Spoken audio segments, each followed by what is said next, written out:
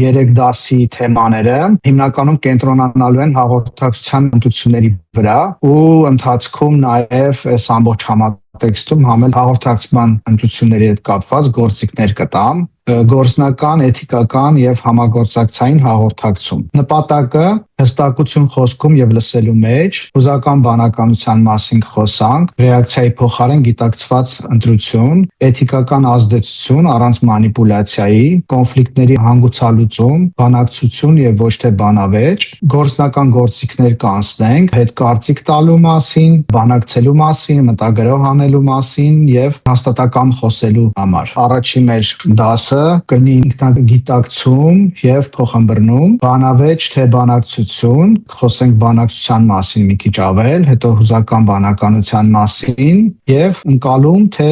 տեսանկյուն։ Այս ընդհանուր թեմաներն են՝ ինքնագիտակցում եւ փոխըմբռնում։ Պետք է տարբերել բանավեճը բանակցությունից, որը երբ է կիրառվում, ռիսկեր,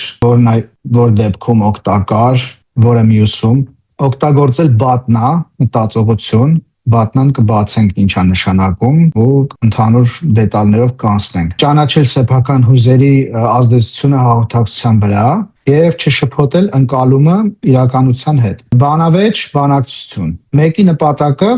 հաղթելն է իրականում կամ ճիշտ դուրս գալը, երկրորդում լուծում գտնել, ընդհանուր համաձայնության գալ։ Մեկի դեպքում կենտրոնանում ենք դիրքերի եւ փաստարկների վրա, բանավեճի դեպքում, բանակցության դեպքում կենտրոնանում ենք շահերի եւ կարիքների վրա։ Մի դեպքում ուղղակի ճիշտ դուրս գալն է կարեւոր, մյուս դեպքում ընդհանուր փոխշահավետ լուծում գտնելն է։ Արդյունքը բանավեճի դեպքում հաճախ առաջացնում է պաշտպանողականություն, կարող է վնասել հարաբերությունները։ Այսինքն սա իրականում հենց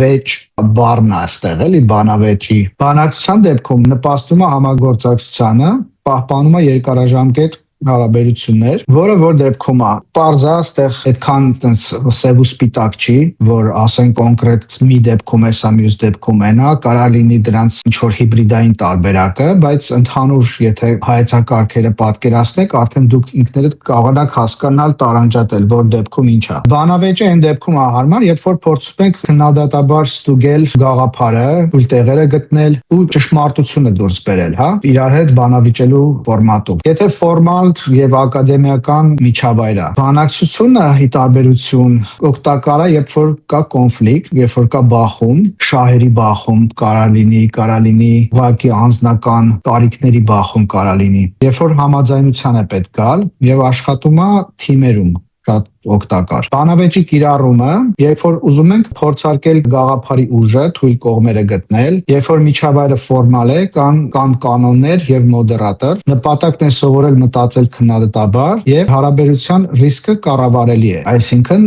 նախապես պարզ է, որ սա բանավեճ է, որ սա իրար քննադատելու նպատակով չի, այլ զուտ գաղափարը ստուգելու, գաղափարի թույլ կողմերը գտնելու համար է։ Ռիսկերը նրանում են, որ մարդիկ սկսում են պաշտպանվել, ոչ թե լսել, խոսակցությունը դառնում է մրցույթ, ոչ թե լուծում, կորցնում ենք վստահությունը, մարդը իրեն հարձակված է զգում, այսինքն խոցելի է սկսում զգալ եւ սկսում է պաշտպանվել։ Սովորում ենք հաղթել, բայց ոչ համագործակցել։ Բատնան նշանակում անգլերեն բացվում է best alternative to a negotiated agreement, այսինքն սա ստացվում է անհամաձայնության դեպքում լավագույն այլընտրանքը։ Հզոր գործիք է շատ ու կետ-կետ նշել եմ, թե ինչ հասա նշանակում։ Պատասխանում է այն հարցին, թե եթե չստացվի, ինչ եմ անելու։ Նվազեցնում է վախը եւ շտապ համաձայնվելու գայթակղությունը, սահմանում է walk away point, բանակցային հրաժարվելու կետը ձեր, ստեղծում է ինքնավստահություն, հիմնվում ենք հստակության վրա եւ ոչ հույզերի, ժամանակը սովորաբար աշխատում է թույլ կողմի օգտին, երբ որ ձեր բատնան ուժեղ է, թույլ է տալիս հանգիստ հեռանալ բանակցությունից։ Եթե ձեր բատնան թույլ է, վատ պայմաններով որոշում կայացնելու ճնշման տակ եք։ Ստեղ ուժեղ ու թույլի վրա ամենամեծ ազդեցությունը դա ձեր նախապատրաստվելն է բանակցությանը։ Հաճախ ժամանակ չես ունենում եւ պետքա շատ արագ անես։ Ինչը որ շատ վատ է բանակցության համար, թույլատնում է ձեր դիրքերը։ բանակցելու։ Բայց եթե ուժեղ է բանակցությունը, նշանակում է նախապես ժամանակ եք ունեցել, ուսումնասիրել եք, պատրաստվել եք, փորձել եք հասկանալ ձեր կարիքները, ձեր շահերը, փորձել եք հասկանալ դիմացինի կարիքները, իրանց շահերը, եւ դրանք համադրելով ինքներդ ձեր մեջ մտքում փորձել եք հասկանալ որն է այն կետը, որից հետո այլևս հնարավոր չի բանակցել։ Այսինքն դա այն կարմիր գիծն է, մինչև որը կարող եք տանել ձեր բանակցությունը։ Ու հիշեցում եմ նշել, որ աշխատեք բանակցելուց առաջ հստակ հասկանալ ձեր բատլան։ Թիմային դերերում, երբ որ բանակցում եք թիմային համատեքստում, կարող է անգամ չպատկերացնեք, որ դա բանակցություն է, բայց իրականում բանակցություն է։ Եթե չեք համաձայնվում դերերի կամ ինչ-որ պատասխանատվություն վերցնելու վրա, ձեր բատնան կարա լինի, փորձելու ենք հասկանանք ով է անելու, բայց եթե չստացվեց, իմ հատվածը ինքնուրույն կանեմ։ Եթե ժամկետների մասին է գնում, օրինակի համար կարող եք ասել, եթե չկարողանանք այսօր հասցնել, կունենամ պլան B, այսինքն կանցնեմ պլան B-ի։ Հանդիպման առումով, եթե հիմա չենք կարող լուծել, կվերադառնանք վաղը 15 րոպեով։ Այսինքն սա եւս մի փոքրիկ տեղ է ձեզ տալիս, որ դուք նախապես իմանաք, որ եթե հանգարց մարդ ես այսօր չհասցրեցի, վաղը սրան նորից կվերադառնանք։ Ընկեր Դավիթ, ոնց որ խոսում ենք հաղորդակցման հմտությունների մասին, բայց ոնց որ դասընթացի վերնագիրը կառավարման գործիքներ, ոնց որ մի քիչ էլ այդքան հասկանալի չէ, էլի հաղորդակցումը որպես գործիք, ոնց ինչ-ինչ գործիք կարող դառնանք, էլի ու առավել եւս բանավեճը։ Կոնկրետ այս դեպքում գործիք ավելի շատ նկատի ունեի մեթոդները, կոնցեպտները։ Օրինակ բատնան ինքը իրանով, ինքը տենց ֆրեյմվորք է, ինքը մի կողմից կարելի է գործիք անվանել, մի կողմից կարելի է մեթոդ անվանել, կարելի է հայեցակարգ երևի ասել, կոնցեպտ է, եթե տենց է թարգմանվում։ Գործիք ասելով այդ դայի նկատի ունեի, որ որոշակի մոդելներ եմ տես տալու օգտակար, որոնք հասկանալու դեպքում կարող եք տանել ու միանգամից կիրառել։ Կամ անգամ եթե միանգամից չկիրառեք, տարբերությունը հասկանալը դա արդեն մեծ առավելություն է ու լիքը օգուտ կտա ձեզ կյանքում, թե ձեր աշխատանքային կյանքում, թե անձնական կյանքում։ Երբ որ հասկանաք, որ բանավեճի մեջ եք, դուք միանգամից հստակ ձեր մտովի պատրաստ եք, որ հասկանում եք ինչի մասին է այստեղ խոսքը, երբ որ բանակցությունն է, դա լրիվ ուրիշ մի բան է։ Հետևաբար ուղղակի կարճ պատասխանը ասեմ, որ գործիքները հենց հաղորդակցման համատեքստում են, էլի։ Բատնայի հետ կապված ով ընկալեց այս միտքը ու ով կարա օրինակ բերի կամ մի փոքր ձեր խոսքերով փորձեք հետ պատմեք ինձ, թե դուք ինչ հասկացաք կամ բանավեճի եւ բանակցության տարբերությունների մեջ մեր քաղաքական դիսկուրսը ինքը ավելի շատ բանակցություն է թե բանավեճ է։ Կարծում եմ բանավեճ է ավելի շատ, որովհետև շատ տեսել եմ, որ ազգային ժողովում իրար օրինակ ծեծում են, վիրավորում են եւ այլն, ըստիս բանակցության մեջ տենց չպետք է լինի։ Դե քաղաքական դաշտը եթե նայենք, այնտեղ որ չկա բանավեճ, քանի որ ըստ բանավեճի վերջին կետի այդ պետք է իրականանա այնպիսի միջավայրում, որտեղ գիտակցում են, որ դա զուտ գաղափարի թերությունները գտնելու համար է, իսկ քաղաքական դաշտում զուտ նպատակը կայանում է նրանում, որ պետք է բանավիճել, որ մենք հաղթող դուրս գանք, այլ ոչ թե վերջում արդյունք ունենանք ինչ-որ մի լավ բան անենք, ինչ-որ մի մեկի համար կամ մարդկանց համար։ Այդ քաղաքականի մասով, իսկ ինչ-որ մի օրինակ ենթադրենք, օրինակ ես դիմում եմ, որ իմ աշխատավարձը բարձրացնեն ու մտածում են, եթե իմ աշխատավարձը չբարձրացնեն, ես կգնամ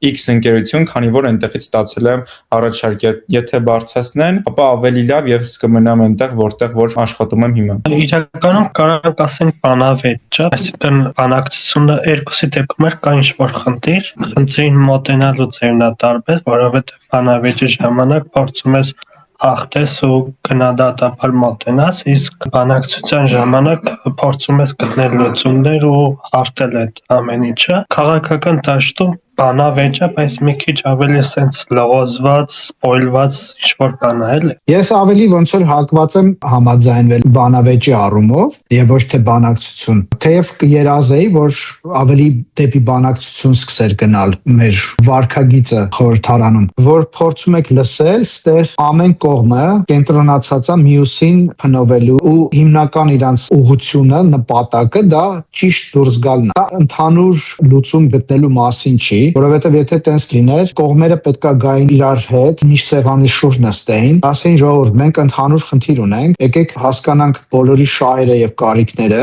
եւ իրար հետ հասկանանք ոնց ենք անում, ոնց ենք լուծում գտնում, որտեվ պարզապես տուպիկի մեջ ենք ամբողջ ազգով, երկրով ու հիմա մեզ պետքա ընդհանուր լուծում գտնել։ Բնականաբար ամեն մեկը իր չափով պետքա հասկանա իր բատնան, որտեղ է իր կարմիր գիծը, որտեղից հետո, որ կետից հետո ինքը այլևս չի կարողանա բանակցել։ Եթե նորից պրոյեկտ ենք խորհրդարանի վրա, այո, ինքը կարա լինի բանավեճ, բայց երբ որ մարդիկ իրոք գիտակցում են, որ դա բանավեճ է եւ դա արվում է նորմալ հարգալից ձևով, երբ որ փորձում են տարբեր կողմերը իրանց կարծիքները արտահայտել, բայց երբ որ իր զուտ նպատակը խոսակցության քննարկումների ճիշտ դուրս գալն է եւ հաղթելն է, ստացվում է այտենց վիրավորանքների ձևով իրար նեղացնելով եւ ամբողջ քննարկումը գնում է հակայի համատեքստում եւ ոչ հանունի։ Երբ որ հակա ես մտածում, դա բանավեճի ֆորմատ է ու պետք է անպայման դու ճիշտ դուրս գաս ամեն գնով։ Երբ որ հանունի նման ես մտածում, դու կենտրոնանում ես ընդհանուր շահերի, ընդհանուր փոխշահավետ լուծում գտնելու համար։ Անհամաձայնության դեպքում լավագույն այլընտրանք։ Ինչ ասա նշանակում։ Ոնց ես հասկացա, Բաքվն ինքը բանակցության համար բանակցության մեջ օգտագործող գործիք է ու իր պրինցիպը հետևյալն է։ Դու նախքան ինչ-որ մեկի հետ բանակցության մտնելը պատրաստվում ես ու ինչ ես անում, ինքդ քո համար վերլուծում ես ու սահմանում ես օրինակ քո կարմիր գիծը, որ օրինակ ես իմ կարմիր գիծն է, սրանից այն կողմ ես չեմ անցնում, հստակ քո հետաքրքրության շրջանակն ես սահմանում ու նաև սահմանում ես, թե լավ ինչ կլինի, որ ենթադրենք այս բանակցությունը իմ սրտով չավարտվի ու նաև այլ ընտրանքն ես հասկանում, էլի։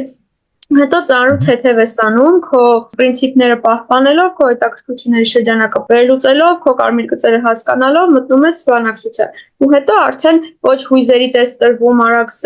ասում ես վայ, ես ինչ բան է եղավ, մի բան սենց թարսագնում ու դու համաձայնվում ես դեմ գնալով քո սկզբունքների, այլ սիրուն, նորմալ, հավասարակշռված տանում ես բանակցությունը ու վերջում քո ուզած արդյունքն ես ստանում։ Իսկ կարող ենք ասել, որ ուղղակի այդ բանակցությունից առաջ ինչ-որ պլանավորում է քեզ համար, որ դու հստակ քո ուղեղում գծում ես, որ բանակցությունը եթե այս կետով գնա, ինչ ենք անելու, այս կետով գնա, ինչ ենք անելու։ Ամենապարզ ձևով ասած, սա նախապատրաստվելն է բանակցության, հասկանալ երկու կողմի, հնարավորինս երկու կողմի համ շահերը, համ կարիքները եւ դրանք համադրելով փորձել պատկերացում կազմել, թե ինչպես է գնալու բանակցային process-ը։ Բնականաբար ինչքան պատրաստ եղաք, ինչքան վստահ եղաք, ինքնավստահ եղաք բանակցության process-ում, այնքան դուք ավելի ուժեղ դիրքում եք գտնվում, դուք գիտեք ձեր ելքի կարմիր գիծը, դուք պատրաստ եք հուզական առումով ձեզ հնարավոր չի նեղել, սեղմել։ Սա էլի դեպքում մի հատ շատ ցավոտ կետի պիտի կպնեմ, բայց մեր հարևան երկրի հետ բանակցային process-ը եկեք մի հատ sense մի փոքր դիտարկենք, բոլորդ հասուն մարդիկ եք ու եկեք հասկանանք։ Մեր ոնց որ հակառակորդը շատ երկար է պատրաստվել այս ամեն ինչին։ Այսինքն իրանք մինչև ամենավերջի դետալը ամեն ինչին պատրաստ են։ Իրանք գիտեն համ իրանք բատնան, համ մեր բատնան եւ իրանք շատ լուրջ անգամ ռազմավարական մակարդակի պատրաստված են այս ամեն ինչին։ Մեզ մոտ ի տարբերություն շատ ցավոտ ու շատ սխալ բաներ ա տեղի ունեցել։ Մեկը այն է, որ մեր իշխանությունը մի բան ասեց, որ մենք մեր բանակցությունը սկսում ենք մեր նոր կետից, ինչը որ շատ վատ դրության մեջ է իրանց դնում արդեն։ Այսինքն են անգլերեն ասած ինքդ քո ոտին ես կրակում, էլի։ Եվ ոչ թե գնում ես ու մի հատ ուզում ես հասկանաս նախորդ տարիներին, տասնամյակներին ինչ ա քննարկվել, ինչի մասին ա խոսվել, անգամ եթե դա միայն բատնան հասկանալու համար լինի, որովհետև ամբողջ ընթացքում եղել են համաձայնություններ, անհամաձայնություններ, որոնք ի վերջո գալիս ու ազդում են քո եւ իրանց բատնայի վրա։ Ներքևում նշել եմ, տեսեք, թույլ բատնան ինչ է նշանակում։ Բադ պայմաններով որոշում կայացնելու ճնշման տակ եք։ Այս ամբողջը ահա որ հզոր գործիք է, երբ որ դուք հասկանում եք սրա խորությունը ու սրա կիրառումը։ Բանակցելը ստրատեգիկ, ռազմավարական մտածողություն է պահանջում։ Ինչի է ինքը negotiation skill-ը առանձին skill դատվում, որովհետև ամեն մեկին չի տրված բանակցելու հմտությունը։ Ամբողջ ակադեմիաներ են աշխատում մարդկանց մոտ, քաղաքականությամբ զբաղվողների, բիզնեսով զբաղվողների, Հարվարդի համալսարանը կլինի, որը կլինի, ովքեր սովորեցնում են ճիշտ բանակցել։ Համագործակցելը ուրիշ է, համագործակցելու ժամանակ դու ոնց որ հավասարի հետ ես երբեմն լինում։ Իսկ բանակցելը դա շատ լուրջ ռազմավարական հմտություն է պահանջում։ Դրա համար շատ ուշադիր եղեք։ Բանակցության ժամանակ, ոնց որ դու երբ որ գնում ես բանակցության, քո առջև դրված է մի ամբողջ կազմակերպության, մի ամբողջ բիզնեսի ճակատագիր, մի ամբողջ երկրի ճակատագիր։ Այսինքն քո ստորագրությունից որոշում է կախված։ Այս կողմ կլինի թե այն կողմ։ Դրա համար բատնան այդ քո նախնական preparation-ն է, որ դու պիտի պատրաստես պլան A, պլան B, թե պլան C։ Բոլոր պլանները պիտի ունենաս, եթե չունեցար վերջ, դու դառնում ես կատար, վերջ։ Ինչ թելադրեն, այն էլ ստորագրելու ես։ Նախապես պատրաստվելն էլ է կարևոր։ Նախապեսնել է բանալի բառ էստեղ, որովհետև երբ որ դուք մտնում եք բանակցային process-ի մեջ ու սկսում եք ընթացքում հասկանալ, դուք շատ թույլ դիրքում եք։ Իսկ երբ որ դուք թույլ դիրքում եք, պետքա ստիպված, դա էլ է երբեմն պետք լինում, ստիպված հաճախ պետքա լինում ժամանակ շահել։ Եվ այդ ժամանակը պետքա կենտրոնացնեք ամեն ձևով բաց թողածը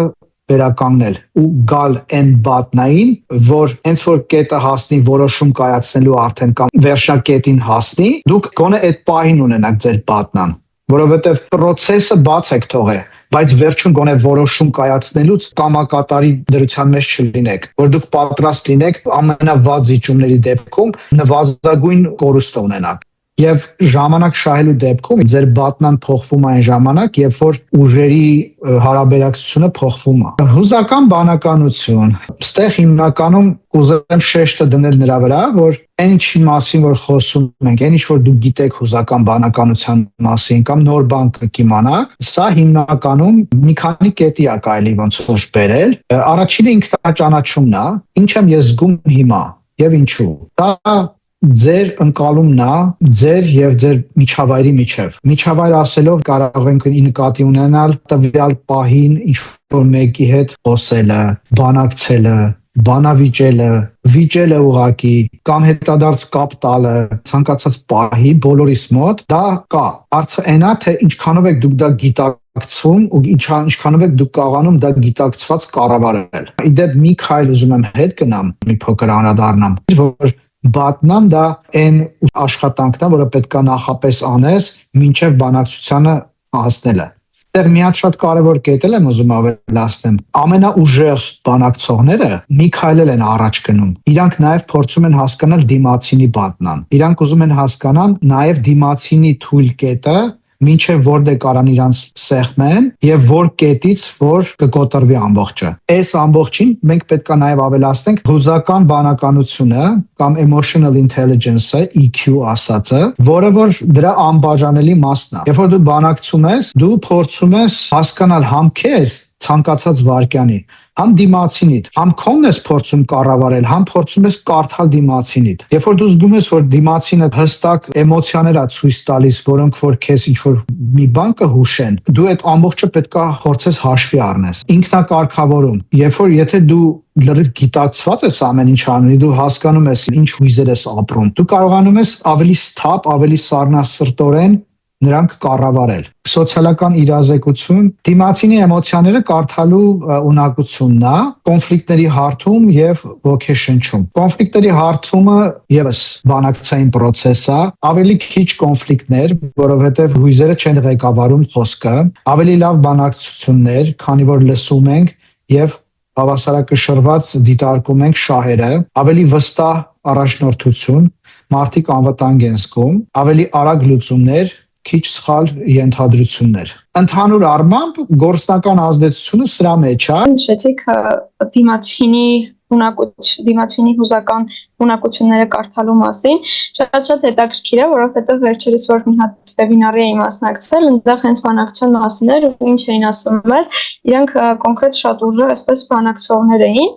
այսինքն այդ ոլորտի մեջ խորացած, էլեկտրիկության մեջ խորացած, ու մեզ ասում էին, որ դուք պետք է հնարավորինս շատ ինֆորմացիա ստանաք դիմացինի մասին։ Այսինքն երբ որ գնում է խոսակցությունը, պետքա շատ լսես, ուշադիր լսես ու հնարավորինս շատ ինֆորմացիա հավաքես իր մասին, որովհետև այդ ինֆորմացիան դու կարաս օգտագործես, որ իր վարքագծի վրա քո ուզած ազդեցությունը թողնես։ Իրանք ինձ մի հատ կոնցեպտ ասեցին, ասացին, երբ որ դու բանակցում ես ու դիմացինը օրինակ ձեր բանակցությունը win-lose է գնում, այսինքն դու ուզում ես համագործակցես, բայց ինքը մրցակցում է, ինքը ասաց, որ արդեն բերում ես win-win-ի, այսինքն դու նենց ես անում, որ իրան բերես մի քիչ քո հարթություն, հետո դու գնաս մի քիչ իր հարթություն, այսինքն մի քիչ դու գնաս մի քիչ իրան բերես, այդ ոնց որ նշեցիք, այդ բալանսը մի քիչ քչացնեք իրար միջև, ու արդեն երկուստ էլ սկսեք win-win համագործակցել էլի իրար հետ, ու շատ դուրս եկավ այդ։ Քանի որ հենց կոնկրետ win-win-ին ուղիղորեն չենք անդրադառնում, ինչի օրինակ win-win-ը լավ։ Win-win-ը լավ է, որովհետև դու սկսում ես ոչ թե մտածել մրցակցելու հաղթելու համար, այսինքն բանավեճի ես վերածում, այլ ու կենտրոնանում ես ձեր նմանության կետերի վրա, փորձում ես գտնել երկուսիդ շահերը որտեղ է իրար հետ համընկնում, ու երկուսիդ ոնց որ փորձում ես համագործակցել, էլի, նենց ես դասավորում քո մտքերը, քո առհասարակ առաջարկությունները, որ երկուսիդ համար լավը լինի, այսինքն լուծում գտնելու վրա ես ֆիքսվում, արդեն ոչ թե մրցելու վրա ու այս մրցույթը հաղթելու։ Ինքը կարա անենց լինի, որ դու մաքսիմումը տանես, այն մարդը մինիմումը տանի, ու այդտեղ ավելի win-win-ից մի քիչ դեպի win-lose-ի բանում լինես, էլի։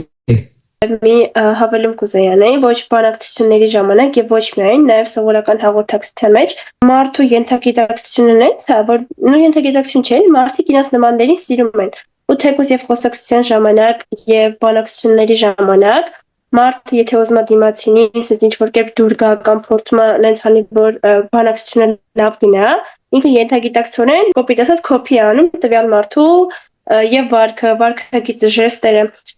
որոշ չափով այդ կարա բանակցությունների ժամանակ օգնի, ասենք եթե դու կարելի է ասել, երբ որ ինքը նկատում է, որ դու իրան նման ես,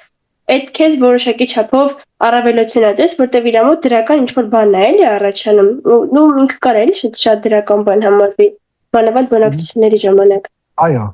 Win-win-ի միտքը հիմնական ինչի են դա շատ փորձում օգտագործել։ Win-win-ը հավասար է փոխադարձ վստահություն եւ ավելի երկարաժամկետ լուծմանը կյանքը երկարացնում է։ Երբ որ ասում ենք խաղաղության դարաշրջան, մենք չենք կարող ասենք, որ սա win-win է, մինչեւ որ մենք այս ձևի խաղաղություն չենք կարող երկարաժամկետ պահենք։ Մինչև դու ունես ռազմագերիներ եւ մինչև դու ունես մարդիկ ու միջոցով քեզ շարունակաբար ցավացնում են, քեզ դսեմացնում են ու քեզ պարտադրում են, որ դու համաձայնության գաս, անգամ եթե դա ինչ-որ ֆիկտիվ ձևով ստացվեց, որ այո, բոլորն էլ շահում են դրանից, դա երկարաժամկետ չի։ Դա շատ կարճ կյանք է ունենալու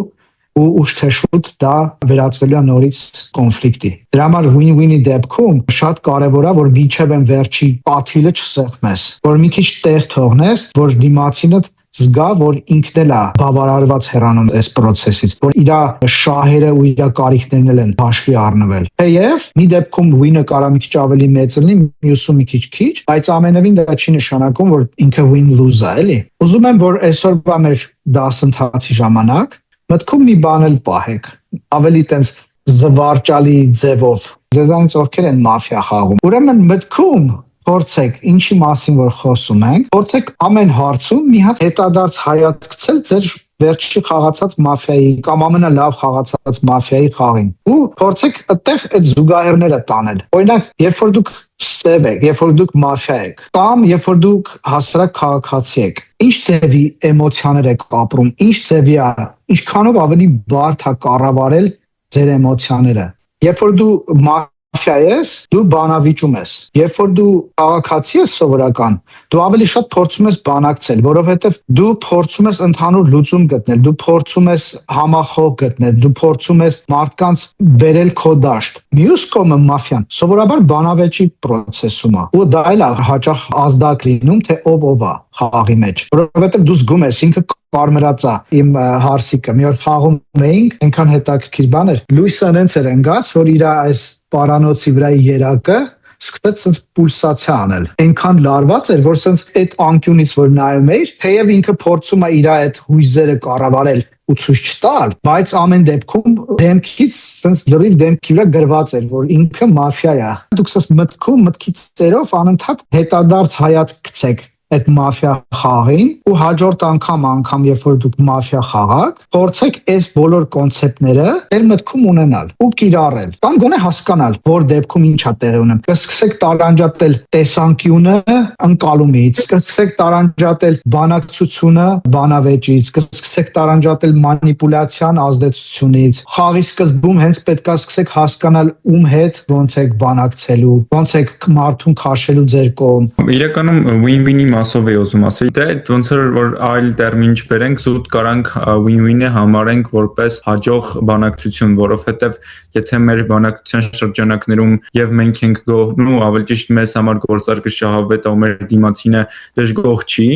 առնվազն դժգոհ չի, ուրեմն մենք կարանք համարենք հաջող ձեռքբերում կամ գործարք, որովհետև ձեր ասած նույն պատճառի պայմանով, եթե մենք այնպեսի գործարք ընկնենք, որի պարագայում մենք գոհ ենք, բայց մեր դիմացինը այդքան էլ գոհ չի, մեր այդ հարաբերությունները երկար ժամանակ չի կարա ձգձգվի, որովհետև 1-2, եթե շանս լինի իրեն ոնց որ գնալ աճ կամ ձախ, ինքը կընտրի աճ կամ ձախ, այլ ոչ թե մեծ։ Տրամաբանական է։ Ճիշտ ես ասում, բանակցային համաձայնությունը չի պարտադրվել եւ երկու կողմն էլ որոշ չափով բավարարված են process-ից ու բանակցված լուծումից։ Ընկալում թե տեսանկյուն, առանց կոնֆլիկտի մտածելու բանալին։ Ընկալում թե տեսանկյուն։ Ընկալում իմ մեկնաբանությունը հաճախ ընկալվում է որպես փաստ։ Տեսանկյունը դա ուրիշի դիտարկումը նույն իրավիճակում։ Կոնֆլիկտը հաճախ սկսվում է, երբ ընկալումը հայտարարում ենք որպես միակ ճշմարտություն։ Տեսանկյունը հասկանալու համար պետք է հարցնել, ոչ թե ենթադրել։ Ընկալումը ավտոմատ է, տեսանկյունը մտածված։ Դե մի հատ հետարքիր նկար եմ բերել, որ ուղղակի պատկերացնեք ինչա նշանակում տեսանկյուն եւ ընկալում։ Երբ որ նայում եք այս ցախ ու աջ կողմերը, սրանք ընկալումն է, որ դու նայում ես ինչ որ մի կետից ու դու ասում ես քառակուսի է, ինչ օղակ, ինչի մասին եք խոսում։ Ու դա դառնում է բանավեճի թեմա, որ մարդիկ սկսում են իրար վիրավորելով իրանցը բրթել առաջ, առանց փորձելու հասկանալ իրական տեսանկյունը դա շատ ավելի լայն է, շատ ավելի բարդ է ու շատ ավելի հզոր է։ Երբ որ դու փորձում ես հասկանալ տեսանկյունը ավելի գիտակցված, ավելի մտածված կոնցեպտ է։ Երբ որ դու տեսանկյան դիրքից ես նայում հարցերին, քո դեպքում որպես հուզական քո բանականությունը օգտագործելով, ասում ես իմ տեսանկյունը սա է։ Ու դու սկսում ես հերթով նշել, որովհետև այս, որովհետև այն, որովհետև այն։ Հետո դա դնում ես մի կողմ, ասում ես իսկ այս դիմացինի տեսանկյունը ոնց է։ Այս դիմացինը որ դիրքից է, որ անկյունից է նայում այս նույն հարցին։ Եվ երբ որ այդ ձևով ես մտածում, գիտակցված, մտածված, դու նույնպես հայտնվում ես շատ ավելի հզոր ու շատ ավելի ճիշտ դիրքում, երբ որ դիմացինիդ հետ հաղորդակցվում ես դա հասկանալով ու գիտակցելով։ Նորից վերադառնալով բանակցությանը ու բանավեճին, բանավեճի մեջ մարդիկ մի ընկալում են վերցնում, իրանց ընկալումն են վերցնում, անգամ եթե դա գիտակցված է արվում, գիտակցաբար է արվում։ Վերցնում ես մի ընկալում եւ սկսում ես համադրել, վիճել ուրիշ ընկալման հետ։ Դու ավելի ուժեղ բանավիճող ես լինում,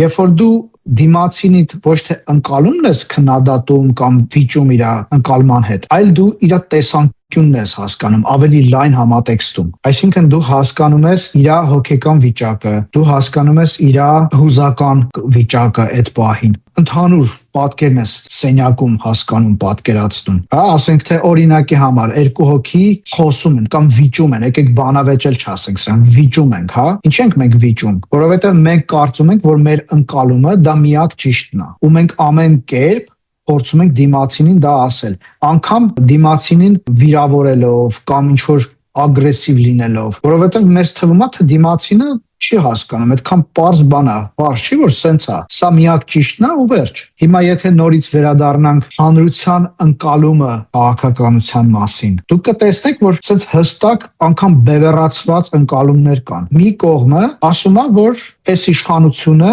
վատն է, ով էլ լիներ իրանց փոխարեն, նորմալ է։ Մեր ազգի միակ չարիքը դա այսօրվա իշխանությունն է։ Դա մի կողմն է, դա մի ընկալումն է, մի տեսակետ է։ Մյուս կողմը ասում է հակառակը, ասում է չէ, իրանց փոխարեն ուրիշ այլընտրանք չունենք, մեր այսօրվա միակ այլընտրանքը սրանք են, որտեղ եթե սրանց այլընտրանքը պետք է լինեն այն մյուսները, սա վերջն է լինելու։ Աստեղ էլ օրինակելի հետաքրքիր մի կետ նշեմ, եթե ուշադրություն դարձնեք, բոլոր կողմերը, որոնք որ տեսակետ են որդեգրում ու բրդում են առաջ, շատ հաճախ սա արվում է օրհասականի համատեքստում, որ եթե սա այսօր չանենք, վաղը ամբողջ աշխարհը քանդվում է, երկիրը կորցնում ենք, այդտեղ էլ ուզում եմ որ ուշադիր լինեք, զգուշ լինեք։ Միշտ չի, որ դա ճիշտ է, պետք է հասկանաք այդ նուրբ տարբերությունը որ դեպքում է, որ իրոք շտապ է գործելը կամ մի բան անելը, որ դեպքում է, որ այդքան էլ վատ չի վիճակը, եթե դու վստահ, հստակ քայլերով ճիշտ ուղղությամբ ես շարժվում։ Միշտ չի, որ դու պետք է արագ շարժվես, որովհետև արագ շարժվելը կարևոր է եւ օգտակար է միայն այն դեպքում, երբ որ ճիշտ ուղղությամբ ես գնում։ Եթե դու սխալ ուղղությամբ արագ շարժվես, դու ավելի լավ է դանդաղ սխալ ուղղությամբ գնաս։ Այս բոլորը էս փոքրիկ փոփոխականներ են, ինչ-որ կոնցեպտներ են, որոնք մեծ պատկերի մեջ ընդհանուր sense ավելի բյուրեղավորվում է, որպես ավելի գիտելիք է դառնում, հմտություն է դառնում։ Տեսակետը եւ տեսանկյունը իրարից շատ տարբեր բաներ են։ Եվ այս նկարը, եթե դուք վիզուալ հիշեք, դուք կպատկերացնեք, որ ձախ եւ աջ պատերի վրայի շողքերը, դրանք տեսակետեր են պարզապես։ Տեսանկյունը դա վերևից նայելն է, ու բոլոր տեսակետները հաշվի առնելով ավելի լայն պատկերացում կազմելն է իրավիճակի մասին, մարդու մասին,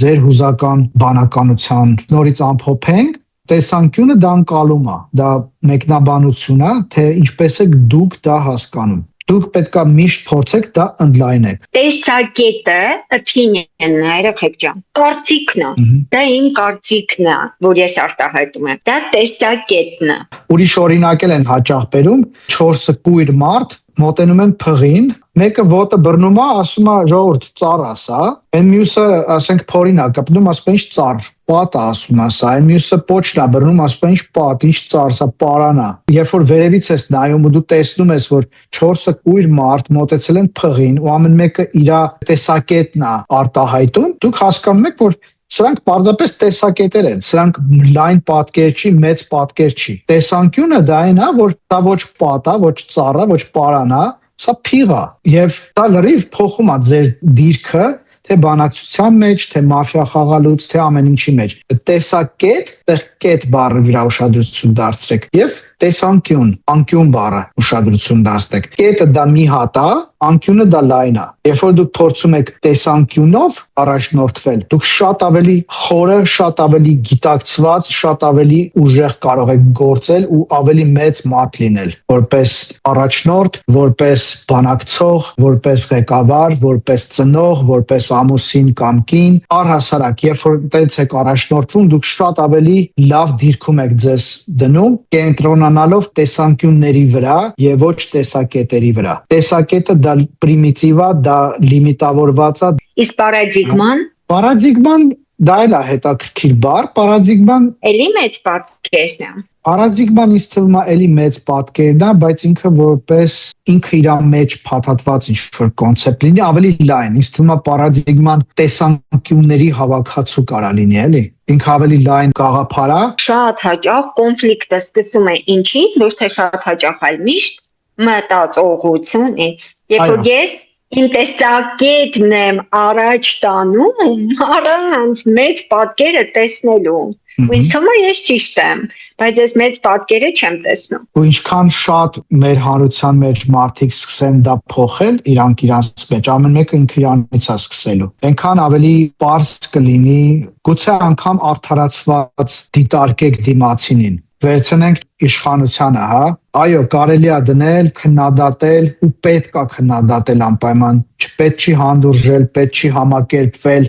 մեր ծանր իրողության հետ։ Բայց երբ որ դուք հասկանում եք այն համատեքստը, որում իրանք ստիպված են որոշակի համատեքստում աշխատել ու որոշակի իրողության հետ բախվել ամեն օրվա ռեժիմում, դուք կհասկանաք, որ այդքան պարզ չի ամեն ինչ, էլի։ Ու ինչ որ մի քայլ է արվում, մարդիկ միանշանակ մի տեսակետով սկսում են պիտակավորել, բայց տեսանկյուն չեն տեսնում։ Երբ որ դու տեսանկյան կողմից ես գալի, դու սկսում ես մեծ պատկերը տեսնել, դու սկսում ես ռազմավարական մտածել, դու սկսում ես քո դերը տեսնել դրա մեջ ավելի հստակ։ Դու սկսում ես հասկանալ, որ ես հիմա որ դնեմ սկսեմ ղժղժալ, բողոքել, հիստերիայի մեջ ընկնեմ, դրանից ոչ մի բան չի փոխվելու։ Ինձ ոչ ընդեղ են լսելու, ոչ ընդեղ, ոչ ընդեղ։ Բայց ես կարամ ամեն օրվա կտրվածքով գլուխս կախ քրտնաջան իմ կոմֆորտի զոնայից դուրս գալով ինքս ինձ բրթելով առաջ այս սրա վրա աշխատեմ, ինքս իմ վրա աշխատեմ, իմ կողքինների վրա աշխատեմ, իմ կողքիններին զարգացնեմ։ Եվ երբ որ մենք հասնենք մի կետի, երբ որ մեր հանրությունը կլինեք դուք եւ ձեր սերունդը, ձեր նմանները զարգացած, հասկացող, մեծ պատկերացում ունեցող, այն ժամանակ ոչ ընտրությունները կկեղծվեն, այն ժամանակ որ ոչ մեր հետ բանակցողը կարա մեզ որ կոմ ուզենա բրթի։ Իրականում այս թեմայի հետ կապված մի հատ լավ խոսք կա, որ ասում են քեզ դիմացինի փոխարեն նոր ինչ-որ կարծիք կազմի, այդ տեսակետերի բախման ժամանակ պիտի դիմացինի տեսանկյունից նայես, որ ես ձեր նկարը ցույց տալուց հետո մի հատ փորձ հիշեցի, որ համալսարանում մի պրոֆեսոր իր ուսանողների վրա է արել, աուդիտորիան ցույց բաժանված էր երկու մասի, երկու ուսանողի կանչեց ու մեջտեղը գնդակ էր դրված, մեկը ասում է գնդակը սև է, մյուսն ասում է գնդակը սպիտակ է, ուսանողներն էլ էին ասում սև է, որովհետև այսքան մասը սև էր, ասես դե տեղերով փոխվեք, երբ որ տեղերով փոխվեցին, այն մեկն ասում էր սև է, այն մեկն ասում էր սպիտակ է, արդեն փոխվեց։ Այնինչ գնդակը բաժանված էր երկու մասի, երկու գույնից էր ու ամեն մեկը իր կողմից էր այդ գնդակը տեսնում ու չէր տեսնում, որ երկու գույնանի է, ու արդեն կարելի ասել կռիվ էր էլի սկսում այդ գնդակի գույնի համար։ Այնինչ ուղղակի պետք է գցես մեջտեղից նայել ու տեսել, որ այդ գնդակը ուղղակի երկու գույնանի էր։ Այո, հիանալի, հոյակապ օրինակ է։ Այստեղ կետերով նշված այսօր ինչ ենք խոսացել, խոսել ենք ինքնագիտացում ու փոխըմբռնում, հա, խոսել ենք բանավեճի եւ բանակցության տարբերությունը, բատնայի մասին ահագին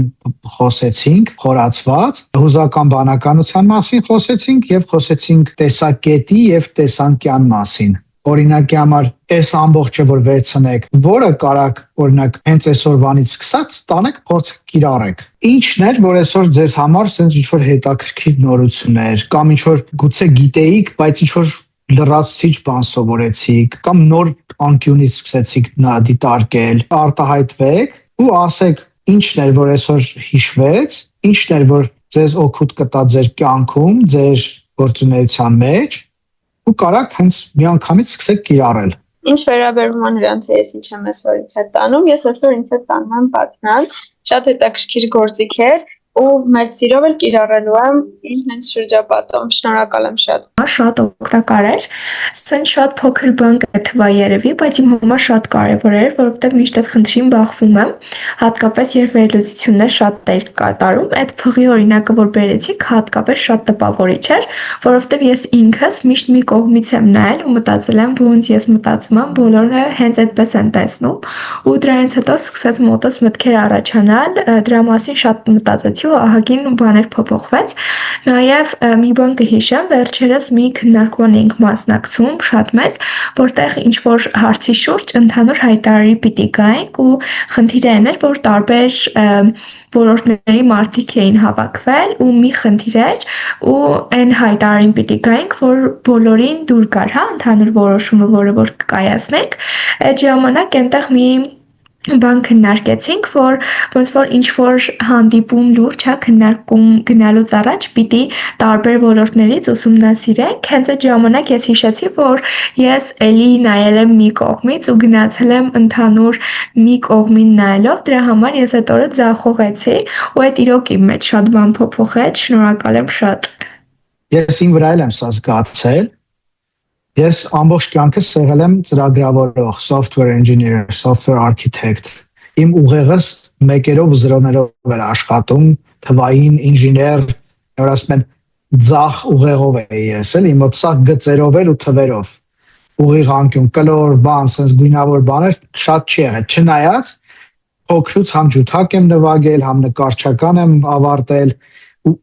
շատ վառ երևակայություն ունեմ։ Բայց sense գործի մեջ իմոց sense ուղիղ գծերով էր սաղ չափված, հավասարակշռված եւ այլն։ Ու եկա մի կետի, որտեղ ասացի, չէ, էլի sense չեմ կարողանում էլ առաջ գնամ ու գնացի տենց բիզնեսի կառավարման ոնց որ MBA արեցի, սովորեցի։ Ու այդտեղ իմոց այ հենց այդ տրանսֆորմացիան տեղի ունեցավ, որ սկսեցի մռկն հասկանալ, որ սկսեցի մարքեթինգը հասկանալ, որ սկսեցի հաղորդակցությունը հասկանալ, ու սկսեցի հասկանալ հետին անգամ հայացքով նմանատիպ հանդիպումների ժամանակ, երբ որ sense բազմատեսակ խումբ է նստած քննարկում անում, ու դու մտածում ես մարդը հիմար է, այս ինչ է խոսում էլի, ոնց կարա սենց լինի, բայց հետո սկսում ես հասկանալ, այս էլ իր տեսանկյուններ, ես իմ նեղ տեխնիկական տեսակետով էի միշտ մոտենում հարցին, բայց արի ուտես, որ տեսանկյունը շատ ավելի հզոր է ու շատ ավելի մեծ բան է քեզ տալիս էլի։ Դե ասում տանում եմ բնականաբար պատմել, իրականում քննություն եմ արել, բայց հասկացա, որ բավականին մակերեսային եմ հասկացել, դրա համար պետք է գնամ ուսումնասիրեմ, որ ինչ-որ նյութեր գտնեմ ապրեման գոհացեմ։ Մեկ էլ տեսակետն ու տեսանկյունը, ճիշտ ասած, այսօր առավոտ մի հատ podcast էի լսում, ու երկու միտք ասեմ տեղից, այդ հարցվողը ասաց, որ ինքը գիշերը չի կարողանում քնի, եթե հասկանում է, որ այդ օր ինչ-որ նոր բան չի սովորել, ու ես էլ մտածում էի լավ բան սովորել դա, ու այս վեբինարը շատ տեղին էր, ու տեսակետի մասով այդ podcast-ի սենց յուրաքանչյուր րոպե կանգնացնում էինք, ու ես ու մայրիկս սենց ամեն մեկս մեր օրինակները մտքերն էինք բերում, ու սենց ինչ-որ ճիշտ ասած вообще միտքը չեմ հիշում, բայց ես լրիվ ուրիշ օրինակ բերեցի, ինքը լրիվ ուրիշ, սենց շատ տարբեր բնագավառների, ու սենց հենց այդ բանը հասկացա, որ ամեն մեկիս տեսակետը լրիվ ուրիշ է, էլի, սենց ամեն մեկիս ուղեղը լրիվ ուրիշ ձև աշխատում, ու ոնց որ ավելի մեծ էլի պետք է մտածել, այդ ավելի ճիշտ է, սենց համընկավ այսօրվա եւ իմ մտքերի եւ վեբինարը։ Մարդու ուղեղը շատ հետաքրքիր հատկություն ունի, neuroplasticity ասածը, հա։ Դուք այսօր կարող եք սա լսեք, միակ ամենակարևոր բանը, որ դուք ուշադիր լսեք, որ դուք կլանեք, ընկալեք։ Թե երբ դա կհասնի, կարա տարբեր ժամանակ, տարբեր դեպքերում տարբեր ձևով կարա հասնի, կարա վաղը չեմ մյուս օրը հասնի, կարող է հաջորդ հանդիպմանը կամ հաջորդ մաֆիա խաղալուց, բայց երբ որ դուք դա ճիշտ ուշադիր ընկալում եք, կարա հետո լինի։ Պատնայի հետ կապված կարծում եմ յուրաքանչյուր տեղ նախապատրաստվել է դեպի հաղթանակի ատանում ու կարծում եմ ավելի շատ այդ կոնկրետ այդ պատնայի կետերը հենց դիվանագիտության մեջ չեն օգտագործվում։ Իմ համար առաջին անգամ էին տարբերակում բանավեճն ու բանակցությունը։ Ես այն ինչ պատկերացնում եմ բանավեճի մասին, պարզվեց դա բանակցությունն է։ Ես միշտ ասում եմ մի վիճեք, այլ բանավիճեք, իսկ հիմա կասեմ բանակցեք, ոչ թե բանավիճեք։ Հետաքրքիր միտք առաջացրեց։ Այսօրվա այն ինչը որի մեջ շատ տարել եմ, այդ այնա, որ ես իրականում շատ ա եղել դեպքեր, որ տարբեր իրավիճակներում տարբեր տեսանկյուններից չեմ դատել ինչ-որ մի բան, նոր որոշում կայացրել կամ թեկուզ առաջարկ արել, ու այդ պատճառով շատ եմ տուժել, սենց ասած, այսօրվա ձեր խոսքի ժամանակ այդ ամեն ինչը սենց եկավ աչքիս առաջ կոպիտ ասած, ու որ լրիվ հասկացա իմ սխալը, որ ինչումն էր, էլի։ Ու տենց այդ ամենակարևոր բաներից մեկը, ինչ որ տանում եմ, այնա, որ պետք է ինչ-որ որոշում կայացնելուց առաջ անպայման դատենք տարբեր տեսանկյուններից։ Տեսանկյուններից պետք է նախապատրաստվել, պետք է գնահատել քո հույզերը ու կառավարել, դիմացինիդ հույզերը գնահատել, հասկանալ, կարդալ, չէ։ Բոլոր կետերը այսօր որ խոսացել ենք, դրանք կարան համառանձին որպես կոնցեպտներ հասկացվեն, գիտակցվեն, համ կարան համադրվեն մեկը մյուսի հետ, մեկը այն մյուսի հետ, ու դրանք բոլորը ամեն մեկը մյուսի հետ միասին դառնում է էլ ավելի հզոր ու բազմապատկվում է ձեր հաղորդակցման այդ գործիքակազմը։ Շատ հետաքրքիր ու բովանդակալից հանդիպում էր, շատ մերսի, իսկ հանդիպումից կնշեմ այն, որ ինձ հետ տանում եմ տեսանկյունների այդ տարբերությունը ու իրենց օրինակները, որովհետև շատ հետաքրքիր էր, օրինակ փղի հենց օրինակը,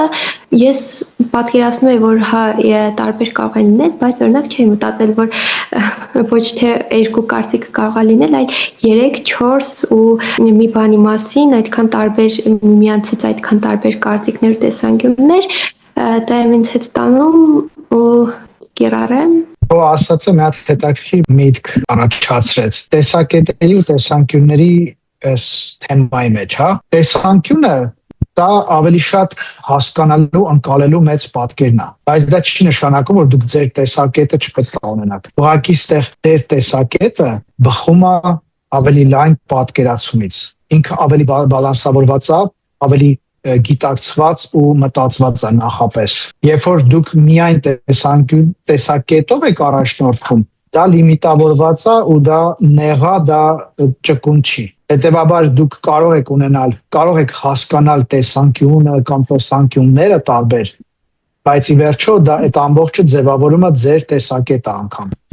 Եվ երբ որ դուք հաղորդակցվում եք դիմացինի հետ, դուք ասում եք իմ կարծիքով կամ իմ տեսակետը հետևյալն է, հասկացնել տալով, որ դիմացինին, որ սա իմ կարծիքն է, ես սենց եմ ընկալում, բայց ես բոլոր տեսանկյունները դիտարկել եմ, երբ որ եկել եմ այս կարծիքի։ Այս երկուսը տենց լրիվ իրար հակասող չեն կամ լրիվ տարբեր չեն։ Դրանք մեկը մյուսի հետ շատ խորը փոխկապակցված բաներ են։ Մեկը մյուսից է բխում, մեկը մյուսի վրա հիմնվում եւ այլն, էլի։ Վեճ ու բանավեճ չէ, երկուսի տարբերությունը ինչումն է։ Սրանք դու զուտ բառը նրա համար է, որ դու միտքը հասկանաս։ Բառերը առհասարակ դրա համար են եղել, որ մարդիկ միտքը փոխանցեն սերնդից սերունդ։ Գրքերը դրա համար են գրվել, լեզուները դրա համար են ստեղծվել։ Եվ մենք դրա համար ենք սա անում։ Դու կարող ես բառը չհիշես perception, perspective, անգլերեն տարբերակները կամ տեսակետ, տեսանկյուն հայերեն տարբերակները, բայց կարևորը որ միտքը հասկանաս ու ամեն մեկը ինչ է նշանակում, ոնց է կիրառվում, իրար հետ ոնց է աշխատում, էլի։ Հետաքրքրել է մեթոդը, ավելի շատ կկարդամ իր մասին եւ երևի բատնայի մասին է խոսքը։ Տեսանկյան ընկալմանը տարբերություններ հետաքրքիր ու շատ փիլիսոփայական իմ համար, շատ փիլիսոփայական էր։ Եվ համեմատությունը բանակցության ու բանավեճի միջև եւ դուր եկավ օրինակները կյանքից էին ընկեր Դավիթ, շնորհակալ ենք ու հետաքրքիր էր լսել։ Շատ հետաքրքիր էր, ավելի շատ իմ հետ տանում եմ տեսանկյունների եւ ընկալումների հատվածը, ոնց որ ավելի լավ հասկացա ինչպես է լինում համագործակցությունը։